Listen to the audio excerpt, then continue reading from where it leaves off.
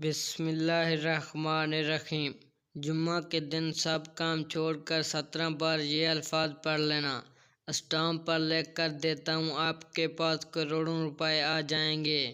محترم ناظرین، آج کے اس بابرکت دن میں اس تسبیح کو پڑھنے سے اپنی آنکھوں سے خود تماشا دیکھ لینا۔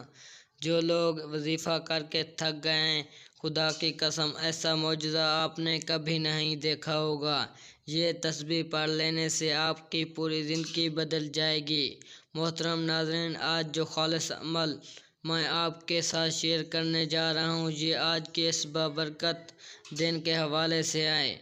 آج کے دن کے اندر ہی یہ معجزہ دیکھنا، اور کافی لوگ ایسے ہیں جو وظیفہ کر کے تھک گئے ہیں لیکن ان کو کامیابی نہیں ملتی، ان کے راستے میں رکاوٹیں بندشیں ہیں، تو ان کے لیے بھی یہ عمل ہے، وہ بھی اس وظیفے کو کر لیں۔ انشاءاللہ اللہ پاک ایسا معجزہ فرمائیں گے، اللہ پاک ایسا کرم فرمائیں گے، تمام مشکلات، تمام پریشانیاں ختم ہو جائیں گی۔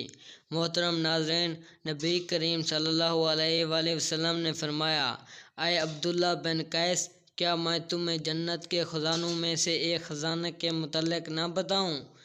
میں نے عرض کیا، یا رسول صلی اللہ علیہ وآلہ وسلم، کیوں نہیں، ضرور بتائیں۔ تو آپ صلی اللہ علیہ وآلہ وسلم نے فرمایا، بس تم کہو، نہ گناہ سے بچنے کی ہمت ہے، نہ نیکی کرنے کی طاقت، اور اللہ کی توفیق صحیح ہے۔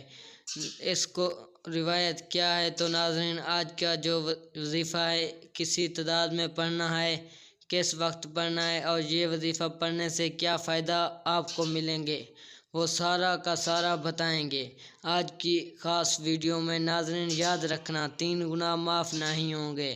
حضرت ابن عباس رضی اللہ تعالیٰ عنہ سے روایت ہے کہ نبی کریم صلی اللہ علیہ وآلہ وسلم نے فرمایا کہ اللہ تعالیٰ بندے کے 3 قسم کے گناہ معاف نہیں کرے گا۔ ان گناہوں کے علاوہ جس قدر گناہ ہوں گے ان کو معاف کر دے گا، لیکن ان 3 گناہوں کو کبھی معاف نہیں کرے گا۔ وہ 3 گناہ کون سے ہیں؟ نمبر 1، اللہ تعالیٰ کے ساتھ کسی کو شریک ٹھہرانا۔ نمبر 2، جادو کرنا ہو یا کروانا ہو۔ نمبر 3، اپنے مسلمان بھائی کے ساتھ حسد کرنا۔ اب جو پہلا ہے، اس کی تشریح کچھ اس طرح سے ہے کہ اگر کوئی آدمی ان گناہوں سے توبہ کیے بغیر مر جاتا ہے تو اس کو معاف نہیں کیا جائے گا۔ ان گناہوں کے علاوہ جتنے گناہ ہوں گے، اگر اللہ چاہے گا تو معاف کر دے گا۔ شرک اور اس قدر سنگین جرم ہے کہ شرک کرنے والے آدمی کا کوئی عمل قبول نہیں کیا جاتا۔ اسی طرح جادو ہے، وہ بدترین گناہ ہے جو آدمی کو ایمان سے خارج کر دیتا ہے۔ حسد یہ ایسا زہریلا گناہ ہے جو آدمی کی سالہ سال کی تمام نمازیں، تلاوت، صدقہ اور دیگر عبادات ایک ہی لمحے میں برباد کر دیتا ہے۔ کسی کی اچھی چیز دیکھ کر گمان کرنا، اس کے پاس یہ نہ رہے، اس پر جادو جنات اس طرح کی چیزیں شروع کر دیتے ہیں۔ اس سے بھی کوشش کیا کرو، بچا کرو۔ انشاءاللہ پاک آپ کو بھی اپنے حفظ ایمان میں رکھے، اور خاص طور پر صبح و شام سورۃ الفلق اور سورۃ الناس کی تلاوت کر لیا کرو، اس سے بھی اللہ پاک آپ کو اپنے حفظ ایمان میں رکھے گا۔ حضور پاک صلی اللہ علیہ وآلہ وسلم کے بڑے صاحبزادے حضرت قاسم رضی اللہ تعالیٰ عنہ کی وفات کے بعد جب ان کے چھوٹے صاحبزادے حضرت عبداللہ رضی اللہ تعالیٰ عنہ کا بھی انتقال ہو گیا، عرب کے کفار بہت خوش ہوئے۔ خونی رشتوں کی عرب میں بہت اہمیت تھی، مگر آپ صلی اللہ علیہ وسلم کا چچا ابو لہب تو آپ صلی اللہ علیہ وسلم کو تکلیف میں دیکھ کر خوش ہوا کرتا تھا۔ نعوذ باللہ، آپ صلی اللہ علیہ وآلہ وسلم پر جب بھی کوئی تکلیف آتی تو اس کی تو جیسے عید ہو گئی ہو۔ نعوذ باللہ، صبح ہوئی تو وہ دوڑا دوڑا گیا اور گھر گھر یہ خبر پہنچانے لگا کہ آج رات محمد کی جڑ کٹ گئی ہے اور وہ والد بے نسل ہو گئے۔ اس کے بعد مکہ کے ایک سردار عام ابن ویس نے آپ صلی اللہ علیہ وسلم کے لیے ابتر کا لفظ خاص کر دیا۔ جب وہ کوئی آپ صلی اللہ علیہ وسلم کا ذکر کرتا تو وہ فوراً منہ بنا کر کہتا، ان کی کیا بات کرتے ہیں، وہ تو ابتر جڑ کٹ آدمی ٹھیک ہیں۔ اس نے اس ابتر والی بات کو خوب پھیلایا۔ یہ بات دو دھاری تلوار کی طرح تھی۔ اس سے ان کا ایک مقصد تو یہ تھا کہ آپ صلی اللہ علیہ وسلم کو اپنے صاحبزادوں کے انتقال کا غم ستاتا رہے گا۔ دوسرا مقصد یہ کہ لوگوں کے ذہن میں یہ بات بٹھا دی جائے گی کہ آپ صلی اللہ علیہ وسلم اپنی قوم سے کٹ کر اس درخت کی مانند ہو گئے ہیں جس کی جڑ کٹ گئی ہو اور اب وہ گرنے ہی والے ہیں۔ عاص بن وائل چند لوگوں سے کہتا ہے، یہ بے نصر رہ گئے، ان کا کوئی نام لینے والا نہیں ہوگا، ان کی وفات کے بعد ان کا نام بھی مٹ جائے گا۔ یہ انتہائی دلکشن حالات تھے۔ اس موقع پر اللہ نے لفظ ابتر کے مقابلے میں سورۃ الکوثر کو نازل فرمایا۔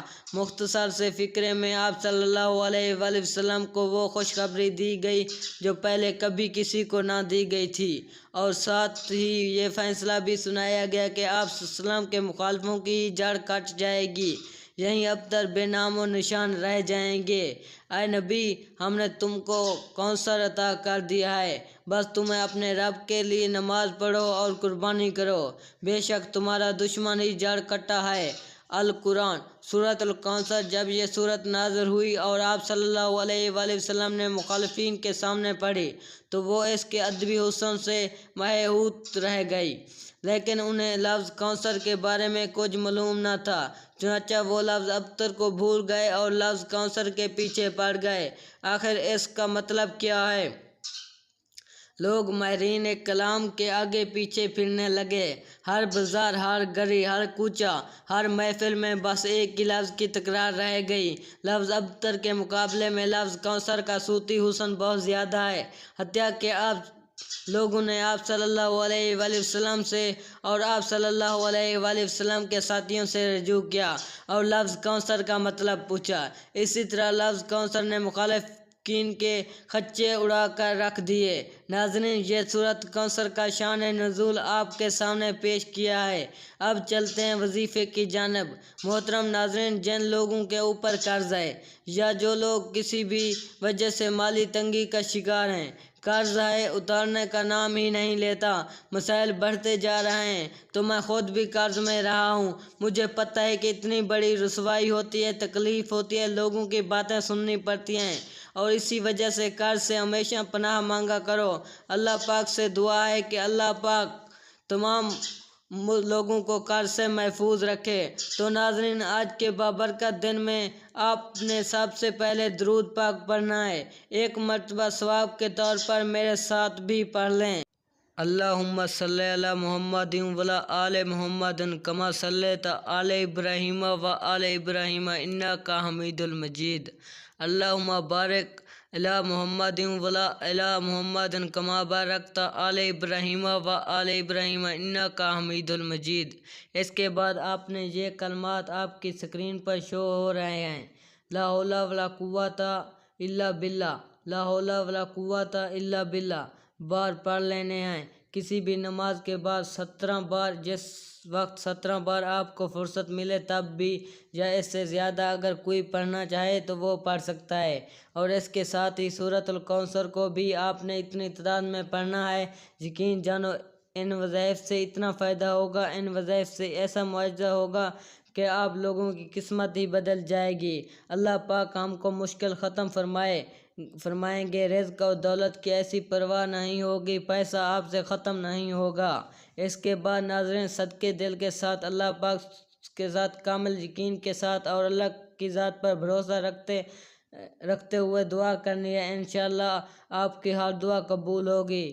اللہ تعالیٰ آپ کی ہر حاجات کو قبول فرمائے۔ میری اللہ پاک سے دعا ہے کہ میرے اللہ، اے میرے پیارے اور غفور الرحیم اللہ، ہم سب کی جو مشکلات ہیں ان کو آسان فرما۔ میرے اللہ، ہم پر اپنی خاص مہربانی فرما دے، خاص کرم فرما دے۔ دعا ہے کہ اللہ تعالیٰ میرا سنانا اور آپ کا سننا اپنی بارگاہ الہی میں قبول اور منظور فرمائے۔ آمین ثم آمین۔ تمام ناظرین سے گزارش ہے کہ اللہ تعالیٰ کے 99 ناموں میں سے ایک